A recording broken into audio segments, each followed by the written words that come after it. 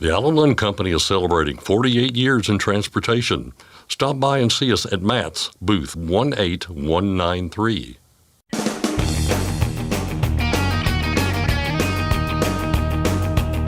OOIDA, representing America's truckers since 1973, presents Landline Now with your host, Mark Redding.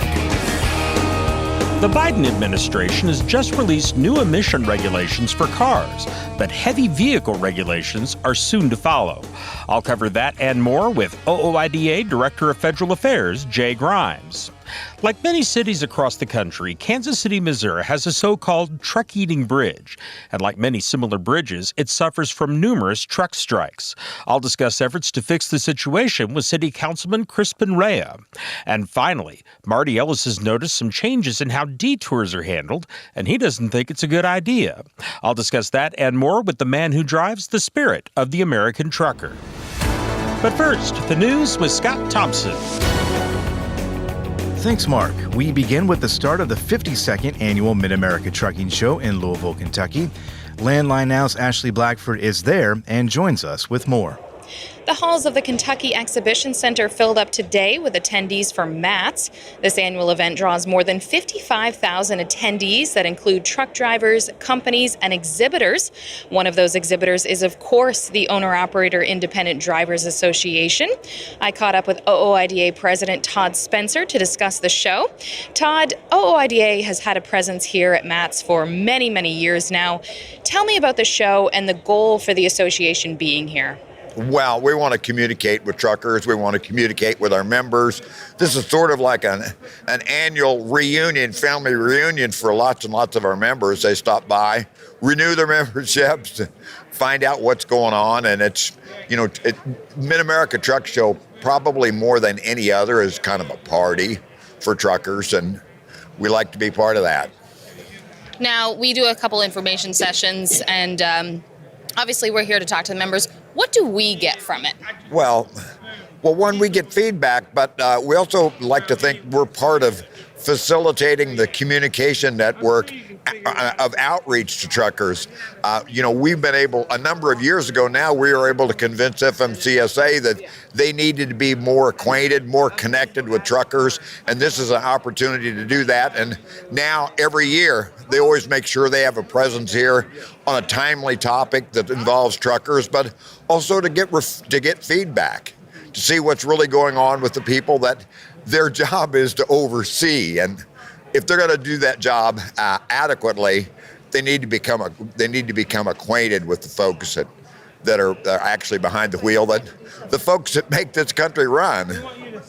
How much do you enjoy being able to hang around here and talk to our members that come by, say hello, and the new ones that sign up? Well, again, for me, I have lots of friends here too. So, and I like to see them, but I like to see what's going on. And, trucking is changing, and so are the people that are in it. And, we want to make sure that we stay on top of everything. The OOIDA booth is located at 11128 in the North Wing. Today is the first day of the 3-day event.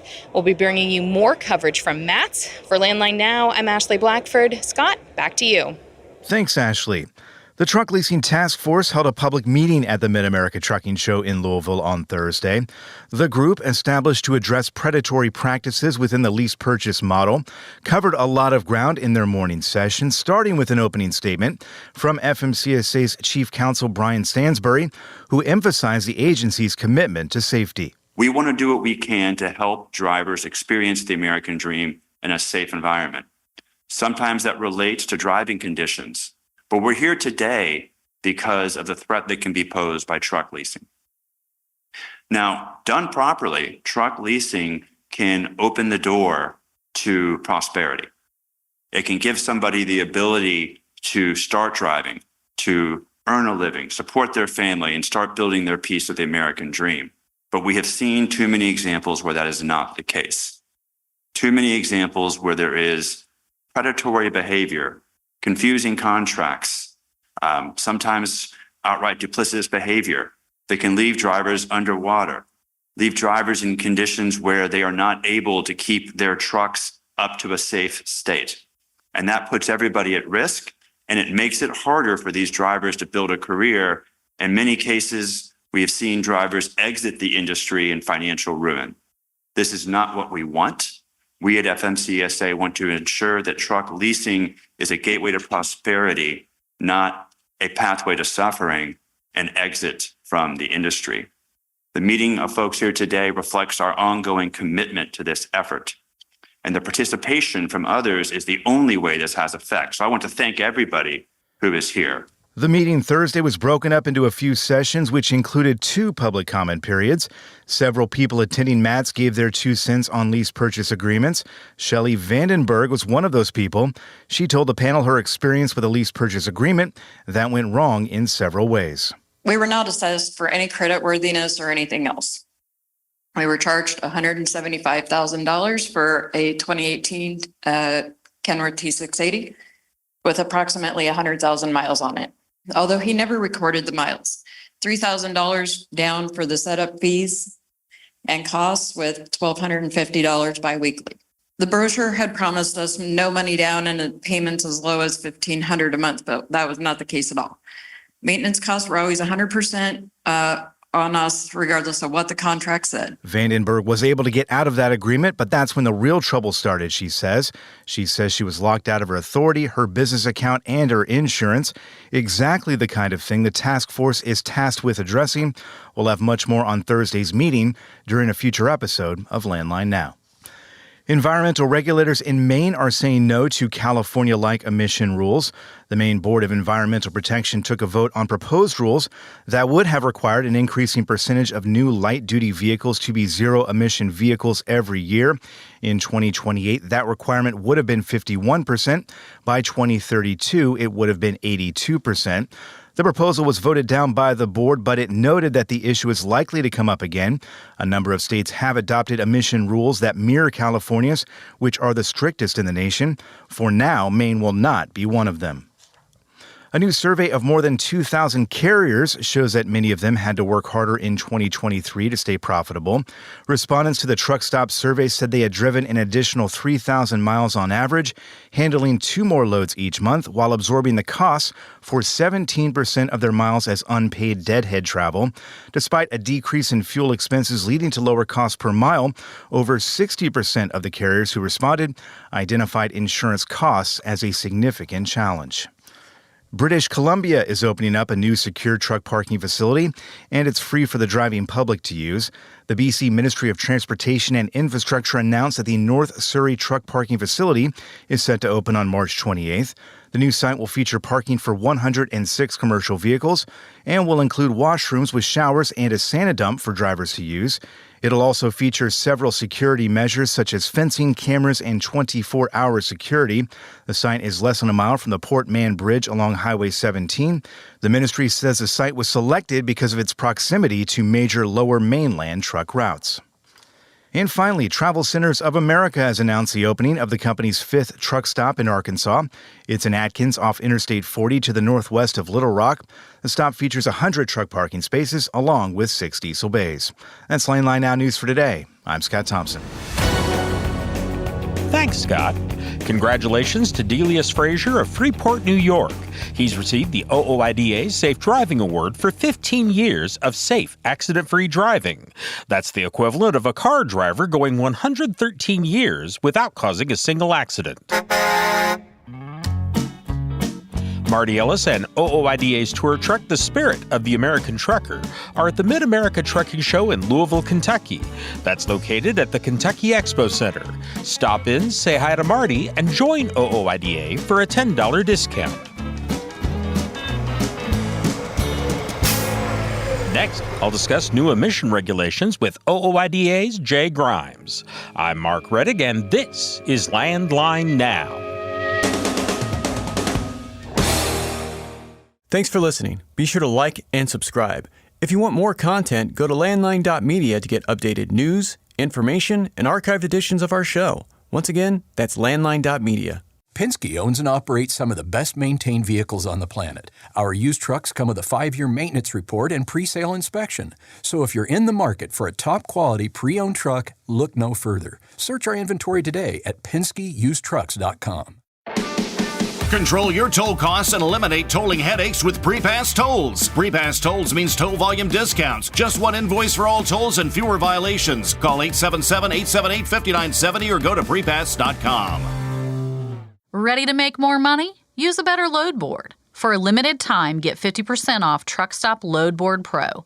Just go to truckstop.com/go and enter promo code READY2023 when you purchase Load Board Pro. Buckling up keeps everyone safe on the roads. Learn more at www.sharetheroadsafely.gov. Paid for by FMCSA.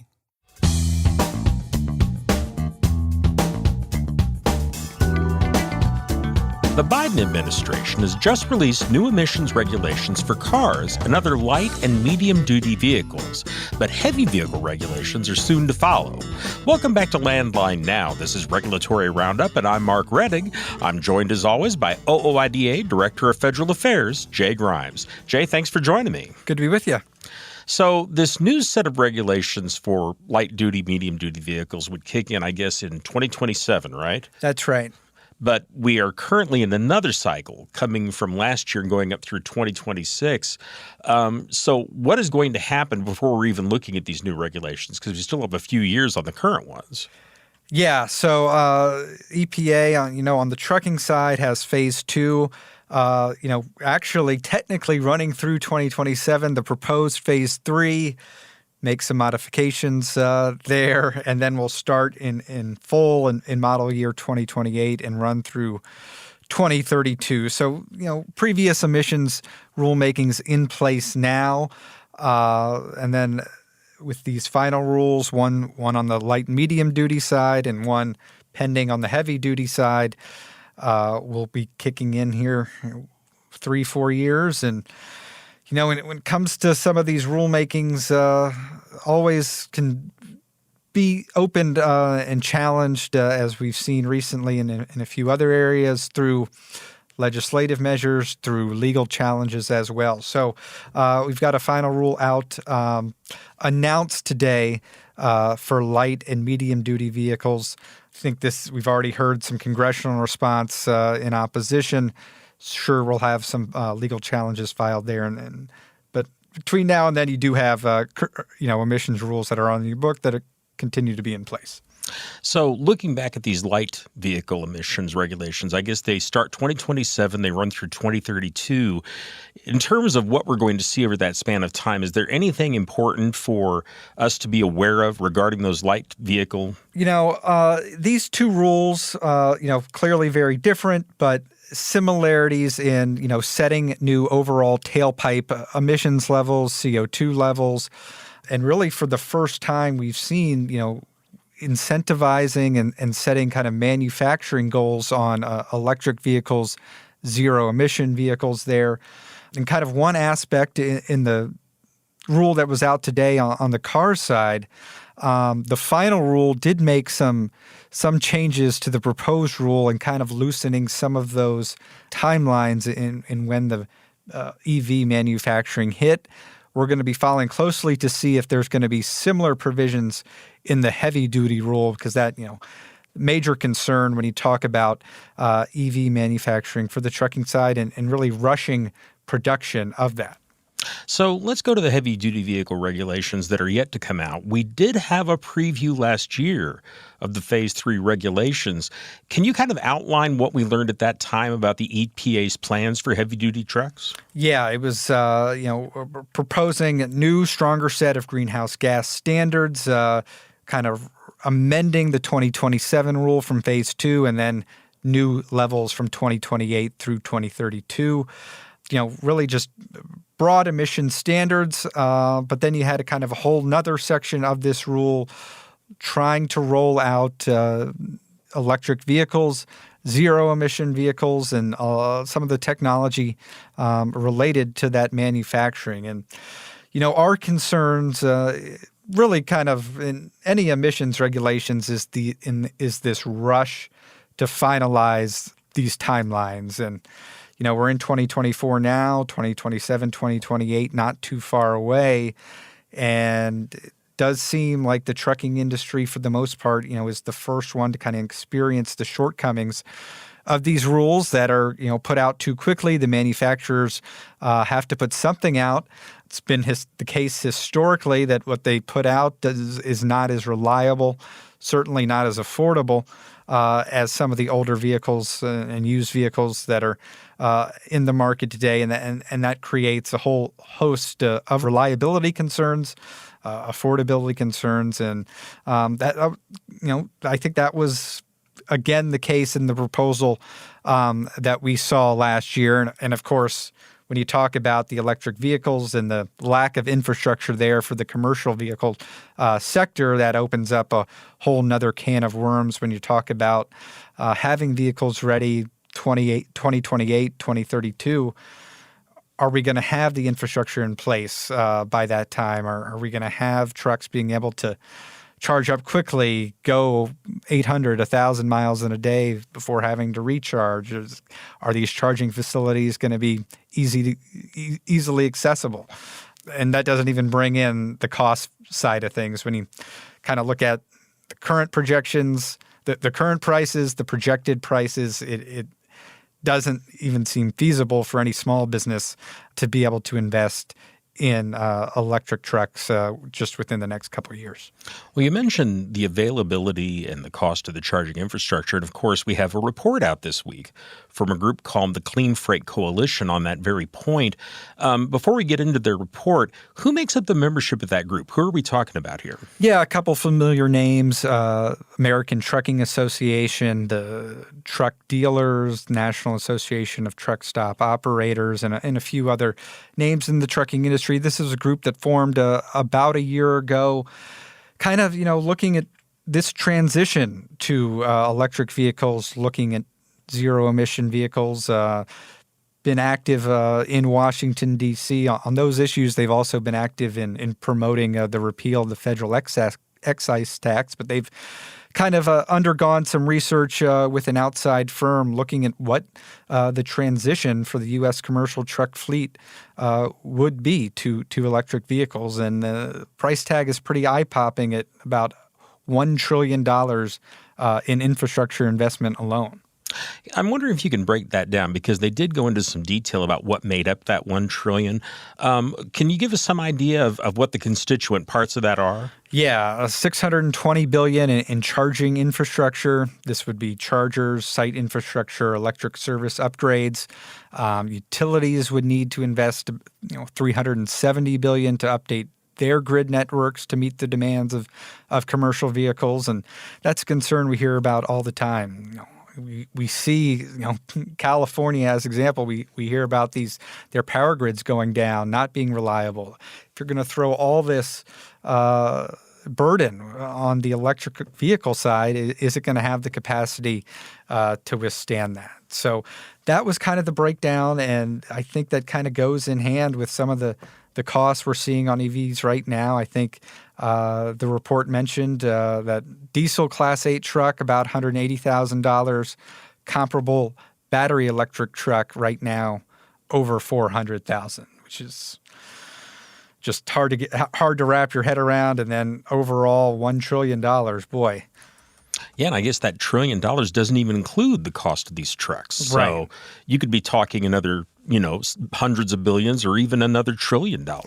And of course, it is hard to predict how the consumer prices are going to be affected as more and, seemingly more and more of this technology is going to be deployed and set up. We continue to see hundreds of millions of dollars of federal funding being allocated to build out electric vehicle infrastructure across the board. So, maybe how long is that going to take? How long is it going to take to get right to where it's affordable, practical? It's really a guessing game. And now, with these final rules coming out, we've got this set timeline of model year 2027. And how sure are we going to be that everything's going to be ready by those implementation timelines? That'll be fascinating to watch. Let's go on to another topic here, something a little happier, of course. And as people are listening to us right now, they're finishing up day one of the Mid-America Trucking Show down in Louisville. And we've got some other stuff going on that people need to be aware of. The first of all is an FMCSA program on Friday. What is the topic of that program? Yeah, this is an overall kind of regulatory update. According to the schedule, FMCSA acting Deputy Administrator Sue Lawless is going to be on hand for this event tomorrow morning at the truck show in Louisville, talking about FMCSA policy and regulatory updates, kind of a general rulemaking update.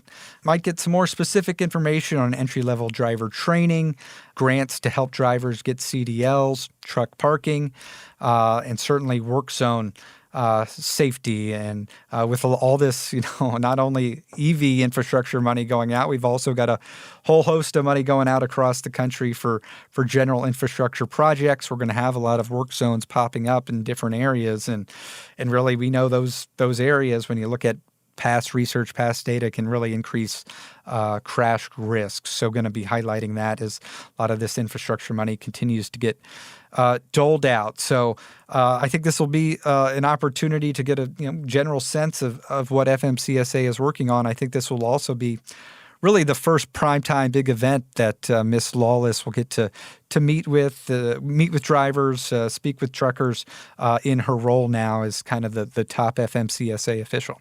One thing I want to clear up, if we can. We've had some confusion at past truck shows between classes offered by FMCSA where they're just presenting information and events like listening sessions or other situations where the public has an opportunity to speak or offer information or ask questions. Do we know what the situation is with this session? My understanding is it's not going to be an official listening session. We'll get some presentations from FMCSA, hear from Ms. Lawless. Depending on time permitting, I think they do usually open it up for some questions at the end, but not official there. So we'll hope for some time that she can hear from some of the attendees there, but not guaranteed. Okay, and once again, that's the FMCSA information session on key programs and policies from 10 to 11 a.m. local time, and that is Friday in room B104 of the Kentucky Expo Center. Of course, OOIDA is going to be at the show as well, of course, and got a couple of sessions. Let's go to the first one. What is the topic on that first session, and who's presenting? Yeah, so, this is a topic looking at creating a business plan. And, statistics show that somewhere between 20 to 30% of new trucking businesses will fail within the first year. About half will fail by their fifth year. How do you become, becoming one of those casualties? And one of the simplest answers to have a kind of short-term, long-term business plan. And Andrew King, Assistant Director of the OOIDA Foundation, is going to be on hand to kind of go through step-by-steps of how you actually go about creating a business plan that can lay out your goals on the way to success. So that's going to be Friday from noon to 1, and this one's going to take place at the East Hall Pro Talk stage. I think they've got a lot of these sessions split up throughout the show, but if you can, make sure to catch that one. Okay. And of course, the East Hall is that little connecting area between the East Wing and the South Wing. Yep. So toward the back there. The other session that OOIDA's got, different topic, different presenter. What are we talking about there? Yeah. Another kind of hot topic in the industry these days, factoring. And this is going to be Saturday morning, 10:30 to 11:30, again at that East Hall Pro Talk stage. OOIDA Government Affairs Counsel Paul Torlina is going to be giving a presentation on working through factoring, WTF. Of course, we always take the position, if you don't have to factor, don't do it. But we know it's kind of becoming a rising trend. So if you're going to do factoring, you got to know the details of it. avoiding predatory factoring, learning the pitfalls and the dangers of factoring, and how they can impact your everyday operation. Okay, and don't forget, folks, OOIDA is also at their booth, number 11128, at the center of the back row of the East Wing of the Kentucky Expo Center. Jay, thank you very much for the information. All right. Hope everyone down there enjoys the show. I've been talking with OOIDA Director of Federal Affairs, Jay Grimes. Landline Now will be back in a moment. Are you tired of the IRS following you around like a dark cloud? Call 888-557-4020 and get your life back. Dispatch, I picked up that load of steel, so I'm ready to roll. Sounds good. Remember, we're getting paid by weight, so make sure to use a CAT scale. I wouldn't weigh anywhere else. Forget misaccuracy when you're truck on a CAT scale. It's tested and proven. Burn 2.1% less fuel when you balance all wheel ends with Centromatic. Call 800-523-8473 to get the OOIDA discount. Landline Now, welcome back. Sitting on Independence Avenue in Kansas City, Missouri, just to the east of Wilson Road, is a bridge with a bad reputation. Locals call it the Truck-Eating Bridge, and like many other similar bridges in other parts of the country, it suffers from numerous truck strikes, despite signs noting a clearance far too small for a full-size semi to pass under it. The bridge sits in the district of City Councilman Crispin Rea, who's worked, along with others in the city government, to slow down or stop the series of strikes. I spoke with the councilman recently about the situation and the city's efforts. Well, let's dive right into this here. And I wanted to ask about the current situation first with the so-called Truck-Eating Bridge there on Independence Avenue in Kansas City near Wilson Road. And for people who aren't familiar with this situation, because we have, our audience is national, can you describe what's happening there? What is the situation right now? So right now, our Public Works Department worked with some design folks to develop a curtain that is placed on both sides of the bridge. And it's basically a metal pole with an arm that goes over the street, and then dangling from that arm are two kind of eyelash-looking sets of plastic delineators that are intended to hit the top of the truck as it passes under as one last warning before you hit the bridge. Also, on both sides of the bridge preceding the curtains, for about a block or two back, we have installed several very large light-up signs that warn about the bridge. And we installed those just a little over a month ago, and the curtain has taken a beating, but it's still standing, and we have not had any accidents. We have not had a truck hit the bridge. I have heard accounts and seen photos of trucks turning around and backing out and having law enforcement help there to navigate that. The curtain with the plastic delineators has several times they've fallen and been reinstalled. And so we are now going back to the drawing board to see if there's a way that we can make this a little sturdier. It has a release mechanism because the intent is not to damage the truck or tear the curtain arm down. And so in some situations, it is supposed to release and come down. However, we're looking at a way to make that more sturdy. But what we think we have here is a workable solution if we can find a way to do the maintenance and make it a little stronger. I want to get a little bit of history, if that's all right. This is not by any means a new bridge. This thing has been there for a very long time. And obviously at one point it was adequate for things to get under it. But how long has it been since the city has been having a problem with trucks hitting this bridge? Decades. I grew up in the neighborhood, and as a child back in the 90s, I remember knowing about the bridge and seeing trucks stuck under the bridge. There's just on the other side of there's a parallel street where there's a Price Chopper and used to be a Blockbuster Video and a Pizza Hut. So we spent a lot of time going through that area, especially on Friday nights to get a movie or get a pizza. And as a kid, I remember many instances where a truck had gotten itself wedged under the bridge. So folks who grew up in the area or are familiar with the area know about the bridge, and that it has been a long-standing problem. As I've become an elected city council member, I look at this situation, and although it does have some entertainment value in its Facebook page and its own T-shirts, this is not a problem that a city can allow to persist, and we have to come with solutions. And so it's a long-standing issue, but I'm committed to try and find solutions. Well, and of course, the bridge is incredibly sturdy, apparently, but a lot of folks that drive those trucks, they're having very expensive equipment that's just ruined, essentially. Oh, absolutely. If I'm sure you've seen the photos of what that bridge does to trucks. Sometimes it's a can opener. Sometimes it smashes and compresses the truck. And so there's significant damage that occurs, and I'm sure that's not good for the companies and the driver. And fortunately, we have not had any deaths that I'm aware of. I'm sure there have been some injuries. But whether it be, driver of a truck or other motorists, we've not had a situation like that. But, you look at how some of these trucks get wedged under there and how narrow those lanes are. And it's only a matter of time before someone does seriously get hurt.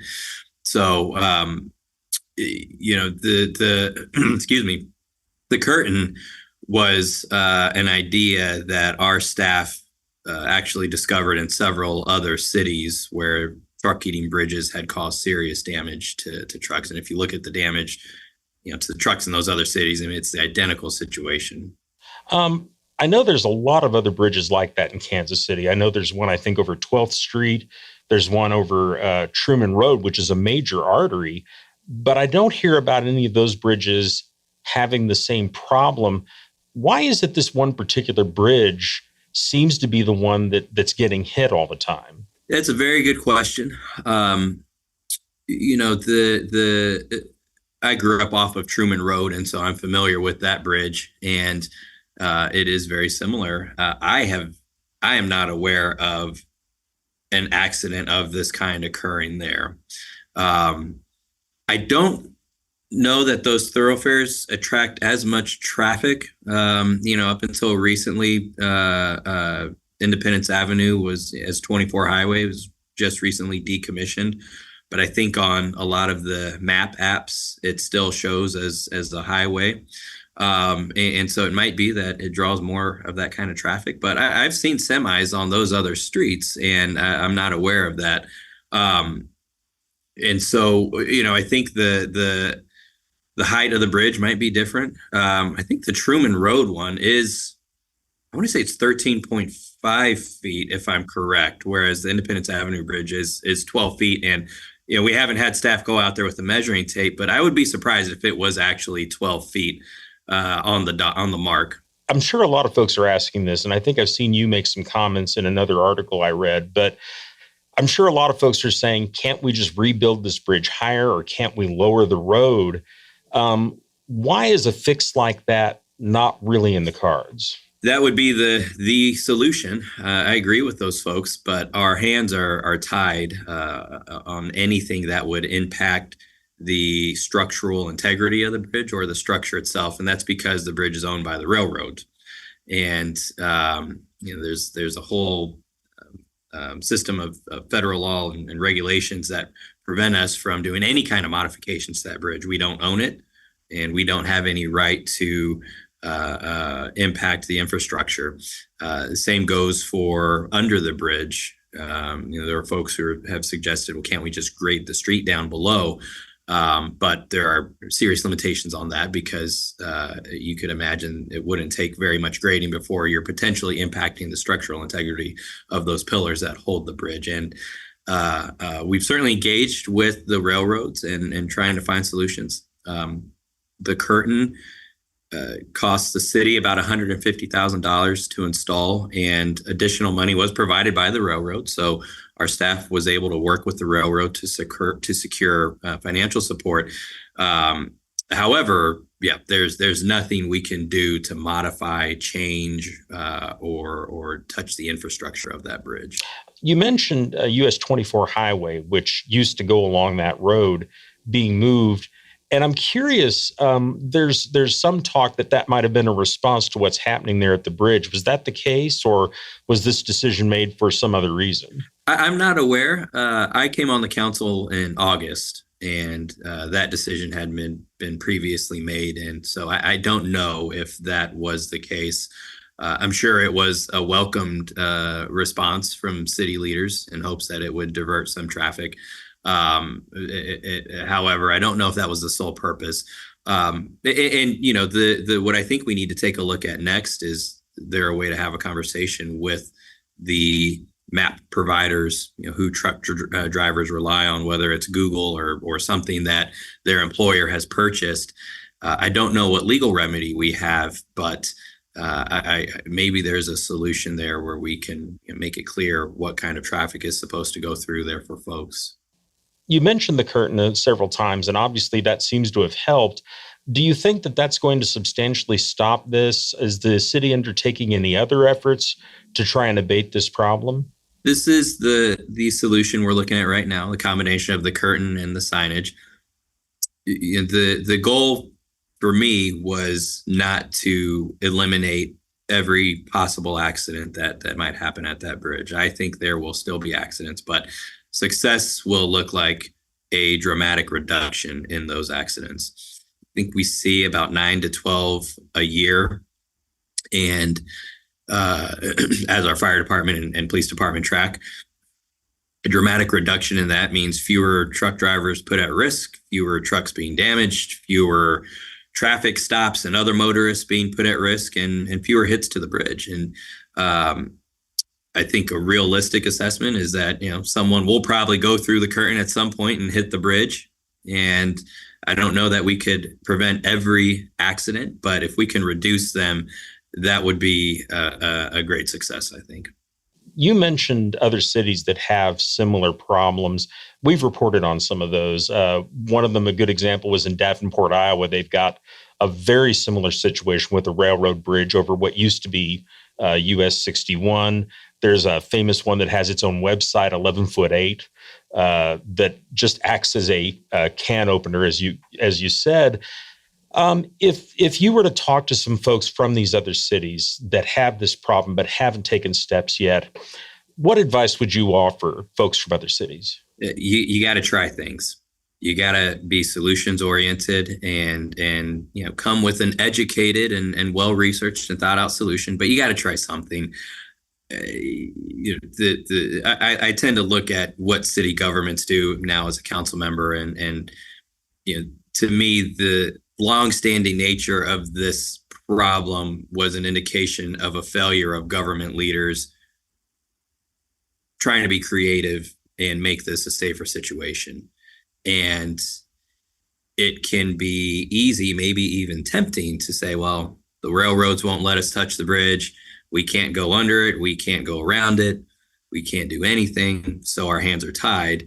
But that's not a solution. That doesn't prevent accidents. There are things we can try, and maybe they work, and with the tweak, they'll work better. Maybe they won't work. And so you go back to the drawing board and try something else.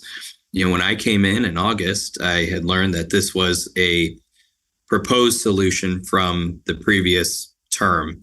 And I said, let's find the money and let's do it. Let's put it out there and let's see what happens. And we did, and I think we're seeing a better result. And so my advice is to take action, be thoughtful, but come with solutions, and don't feel paralyzed or enabled by the fact that you can't do anything legally to the bridge, because there are things that traffic engineers can problem solve around. Okay. Councilman, thank you so much for your time. Yeah, I appreciate you. Thank you. That was Kansas City, Missouri City Councilman Crispin Rea talking about the so-called truck-eating bridge along Independence Avenue, which is the former US 24 highway. The councilman added that it appears the city's efforts are having some effect. They've not had a bridge strike at that location since December 9th. We'll be back in just a moment with more news and information. Please stay with us for a short commercial break. I'm Mark Reddick, and this is Landline Now.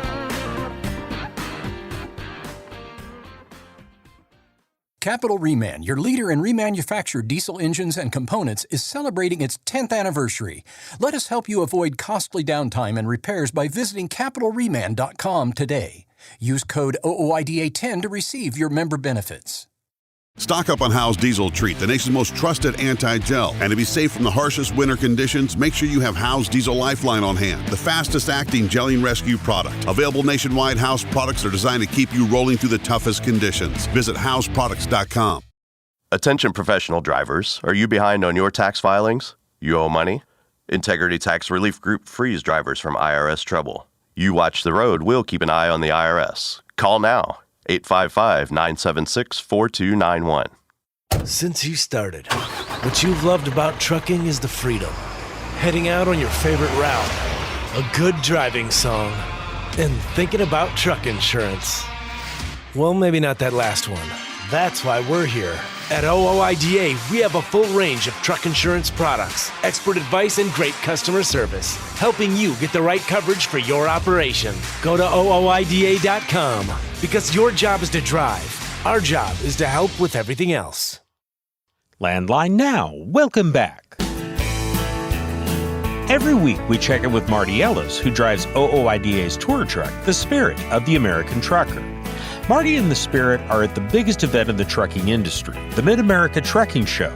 But we spoke with him earlier in the week about some of the things truckers are telling him or that he's observing, including a change in how detours are handled and people who are doing something that indicates they're probably going too fast in the truck stop parking lot.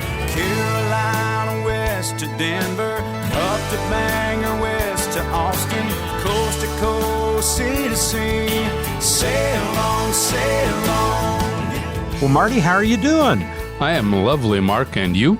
Very well, thank you, sir. Where are we finding you on this wonderful day? I am in Louisville, Louisville, Kentucky, here at the Mid-America Truck Show. It hasn't started yet, but we're set in and kind of getting things cleaned up and wiped down and just kind of ready to see a whole bunch of people here the 21st through the 23rd. Now, of course, when we're talking about the Mid-America Trucking Show, that's a pretty big thing, just saying you're there. Where exactly is the Spirit located at the show? We are located straight across from the West Wing Hall main entrance, out front, right by the show trucks. It's a new location this year, so you won't have to go around back like we have in the past. And so it should give a lot of people an opportunity to see the show trucks that may never have realized that they were back there. Okay. Well, let's talk a little bit about what else is going on out there. And one of the things that you mentioned in a little note to me earlier was detours, which, of course, are kind of a pain anyway, but what in particular about detours has come up with truckers visiting you lately? Well, one of the things that came up is I recently had a detour trying to get to the Dodge City Petro there in Alabama because of a major accident on the interstate. And the problem with something like that happening so many times, the local law enforcement doesn't set up routes for you to take. So you as a truck driver, not knowing the area, you're going to have to try to get around it one way or the other, or just sit there and wait, and they don't really want you blocking up the roads. So some of the time you go out and you can get yourself in a lot of trouble because just because the GPS, even the truck GPS says you can go, does not necessarily mean that that is very truck friendly. And it tried to get me to go down a couple county roads that I didn't like the looks of, and I couldn't find a place to turn around and go back to like a main road. So I was talking to several of our members that had to deal with the same situation, and I would really hope that the local law enforcement, once that initial rush to help aid people had, gotten over with, that they would get one way or the other, get some people out there to guide people to the next best route to take to avoid the crash, get out of the way of the emergency vehicles, that type of thing. And too many times that they don't, and they could end up themselves causing more problems than even what they're dealing with at that time. Yeah, definitely. It's a situation where you've really got to be careful. And I have noticed, kind of going back to the whole detours thing, it seems like it was back in the day that you would see multiple detour signs and they direct you as to where to go. There'd be arrows pointing this way and that, or turn right here for detour. And the other day I went by one and it just was a sign that said detour with no arrows or no indication. Am I on the detour? Is there a detour ahead? Just kind of a mess. Yeah, you kind of start scratching your head and then have to second guess yourself.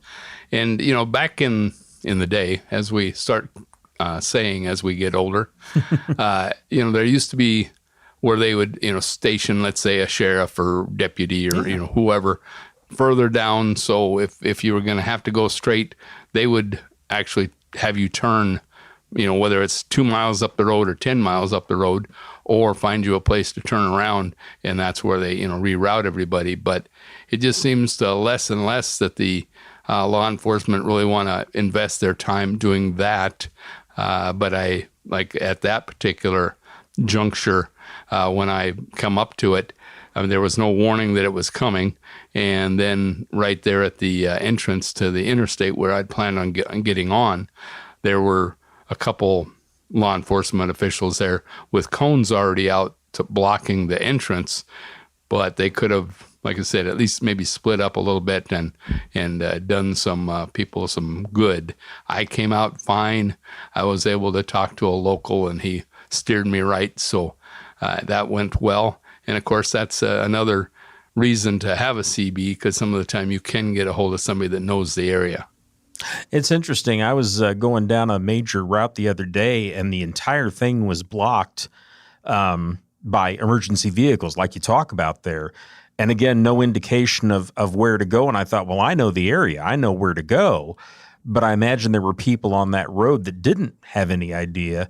And instead of putting someone there to direct people, they put it on social media. And I thought, well, if you're driving the car, you shouldn't be on social media.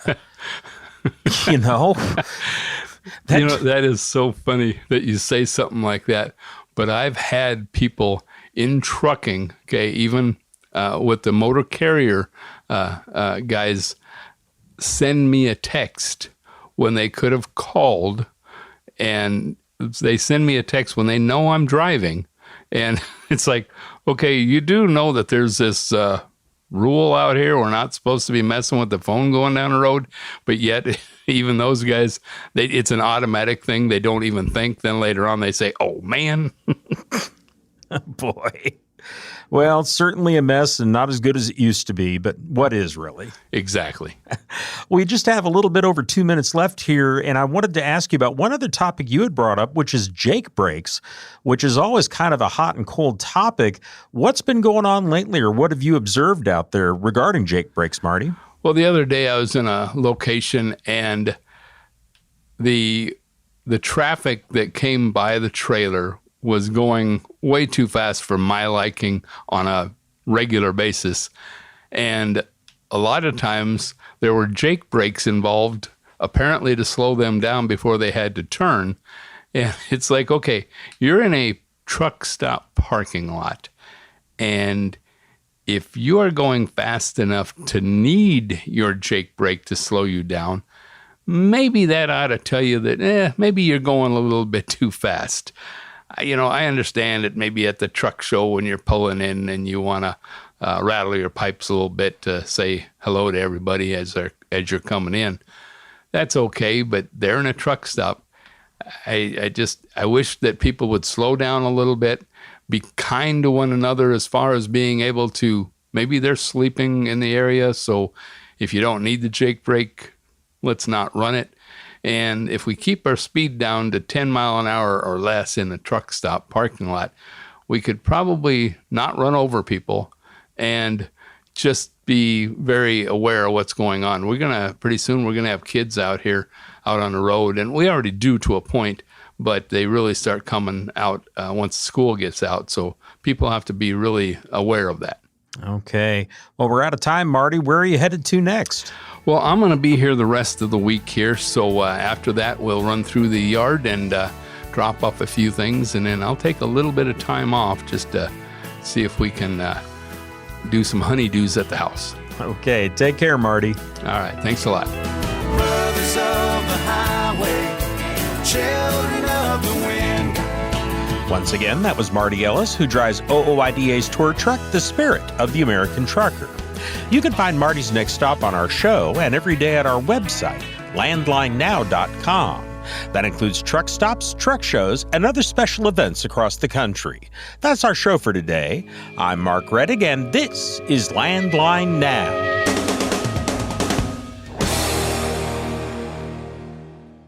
Thanks for listening. Be sure to like and subscribe. If you want more content, go to landline.media to get updated news, information, and archived editions of our show. Once again, that's landline.media. I'm a dad, a son, a husband, wife, I'm a writer, photographer. I farm. I'm a veteran. I love old cars, fishing, my kids, chrome, and I am a professional truck driver. And together we are OOIDA. OOIDA was founded by truckers to stand up and speak on behalf of truckers. We've done that by combining the individual voices of our members into a single, powerful voice.